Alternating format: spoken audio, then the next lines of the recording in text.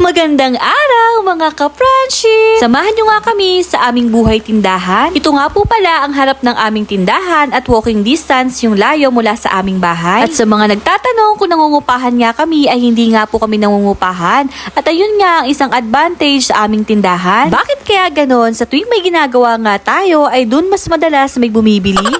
Tapos, kapag wala ka namang ginagawa at nasa kaha ka na ay wala namang nabili, biglang ang may dumaan sa camera ko na hindi ko inaasahan. Abay, pakit pa nga. Kapag wala pa ngang nabili ay nagre-refill muna ako sa ref. Sakto nga at dumating ang mga in-order ko ngayong araw. Na kung makikita nyo nga ay patlang-patlang na ang sabit ng aming mga kape. Sa oras kang yan ay break time ni Boy Everyday. Dahil siya nga ang nagbubukas ng 5:30 AM at pinapalitan ko nga siya ng 8 AM. Marami na nga din kulang sa aming tindahan at buti na nga lang dumating ang isang ahente ng mga noodles at mga biscuit. May iba't ibang ahente nga kami na nagsusupply ng iba pa naming paninda. Pero mas nakasanayan naming madalas mamili sa Pure Gold. Ganun po talaga na kung ano yung nakasanayan mo ay mahirap na ngang ibahin. Madami pa ngang dumating ng mga deliver na kailangan naming i-display. Pero dahil magsasara na nga kami ng tanghali ay mamaya na nga namin ipagpapatuloy. Abay magkanda hilo-hilo na nga ako sa pag-ikot-ikot itong si Andy.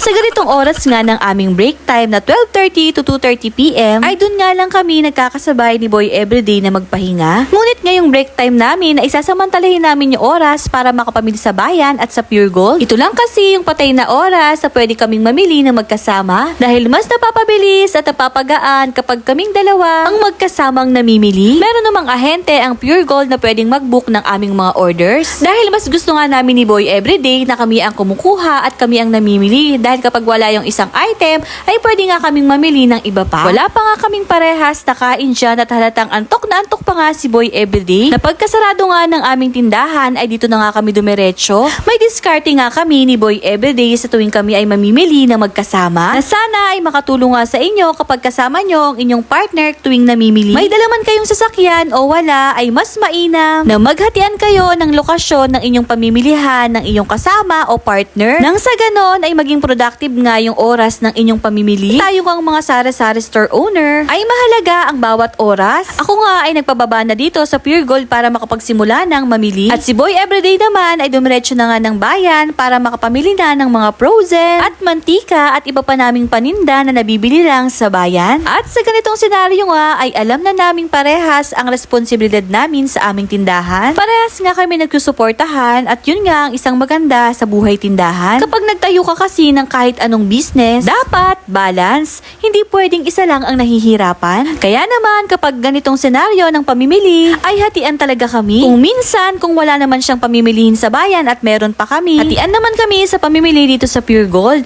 Siya sa foods, ako naman sa mga non-food item. Mabilis naming natapos ang aming pamimili at 1:45 PM na nga niya ng tanghali. Parehas kami niyang pagod, gutom at walang sapat na tulog. Dahil sa kabisihan namin sa pamimili ay hindi na nga namin namalayan ng oras niyan at hindi pa nga kami nanananghalian at buti na nga lang ay may to the rescue na fishbowlan dito sa may tabi ng Pure Gold dahil kung kakain kami sa fast food ay sayang nga yung niluto sa bahay at sayang din yung oras dahil naghahabol nga kami ng oras at magbubukas pa kami ng 2:30 PM. Ito talaga yung madalas namin kainin ni Boy Everyday sa tuwing nagmamadali kami. Yung pagkain na pwede mong kainin kahit dala-dala mo. Diretso uwi na nga kami sa aming bahay niyan at si Boy Everyday ay magbubukas na nga ng tindahan uli. Ang sarap lang talaga sa pakiramdam na araw-araw ay productive day ang araw namin ni Boy Everyday. At pagka-uwi nga namin sa aming bahay, si Boy Everyday ay dumiretso na sa tindahan. Ako naman ay nagpahinga ng kaunti habang nakikipagkwentuhan at nakikipagbiruan sa aking biyanan. Sila nga yung happy feel ko sa tuwing napapagod ako. Sa oras ngang to ay nakapag-ayos na ako at nakaligo. Papalitan ko na nga si Boy Everyday para makapagpahinga na siya. Na kahit pa nga kami ang may-ari ng tindahan, mahalaga sa amin yung time management na parang nagtatrabaho lang na hindi ka pwedeng mali at may sinusunod kang oras na kailangan mong i-comply. Sa tuwing aalis nga ako ng bahay para pumunta sa tindahan, ipalagyan ko ang kinakamusta ang aking biyanan. Dahil kahit magkasama nga kami sa isang bahay, ay mas lamang nga yung oras namin sa tindahan. Kaya sinisigurado ko na palagi silang okay. Kahit may mga edad na nga ang aking biyanan, ay sila pa rin ang umaagapay at nangangamusta sa amin. Papalitan ko na nga si Boy Everyday sa tindahan. At ako na nga ang magbabantay hanggang pagsara. Time naman niya para makapagpahinga at makaidlip ng kaunti. Nakakatuwa lang talagang isipin, kaya niya na nga maging cashier at siya na nga yung nagiging kapalitan ko sa tindahan. Dahil kaming dalawa lang talaga ang magpapalago at magtutulungan dito, kaagapay nga din namin dyan yung aming boy na si Andy. Ito na nga yung mas mahabang oras na ako ang magbabantay hanggang pag-closing ng aming tindahan. Nakakapagod talaga at nakakasuko ang buhay tindahan. Pero isipin mo na lang na yung iba ay pinapangarap lang yung business na meron ka ngayon. Na kung anumang trabaho o business na meron ka ay kailangan mong ipagpasalamat ng malaki. Marami na ngang nangyaring maghapon at hindi ko na nga nabidyohan sa sobrang pagod. At natapos na naman ng isang araw na productive day kasama si Boy Everyday at si Happy Everyday. Abay, duho na nga sila. Thank you for watching!